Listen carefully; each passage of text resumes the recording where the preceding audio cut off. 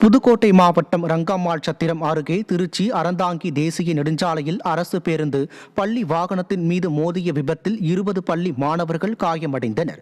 முத்துடையான்பட்டியில் இயங்கி வரும் முருகேஸ்வரா நர்சரி மற்றும் பிரைமரி பள்ளி வாகனம் குழந்தைகளை வீட்டில் இறக்கிவிட்டு திரும்பும் போது அப்பகுதியில் வந்த அரசு பேருந்து பள்ளி வாகனம் மீது வேகமாக மோதியது. இந்த விபத்தில் காயமடைந்த 20 மாணவர்களும் புதுக்கோட்டை மருத்துவக் கல்லூரி மருத்துவமனையில் சிகிச்சைக்காக சேர்க்கப்பட்டுள்ளனர். நெல்லை மாவட்டம் முக்கூடல் பகுதியில் அரசு பேருந்து எதிரே வந்த இருசக்கர வாகனத்தின் மீது மோதி விபத்து ஏற்பட்டது. முக்கூடல் பேருந்து நிலையத்தில் இருந்து புறப்பட்ட அரசு பேருந்து திருநெல்வேலி நோக்கி சென்று கொண்டிருந்தது.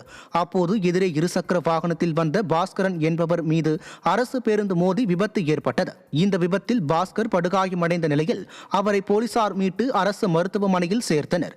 இந்த விபத்தின் சிசிடிவி காட்சிகள் வெளியாகி பொதுமக்களிடையே அதிர்ச்சியை ஏற்படுத்தியுள்ளது. திறனற்ற திமுக ஆட்சியில் அரசு பேருந்துகளை பயிற்சி இல்லாத ஓட்டுநர்கள் ஓட்டுவதாலும் பராமரிப்பு இல்லாத பேருந்துகளை இயக்குவதாலும் அடிக்கடி விபத்துக்கள் ஏற்படுவதாகவும் இதனால் பயணிகள் அரசு பேருந்தில் பயணிக்க அச்சப்படுவதாகவும் பொதுமக்கள் குற்றம் சாட்டியுள்ளனர்.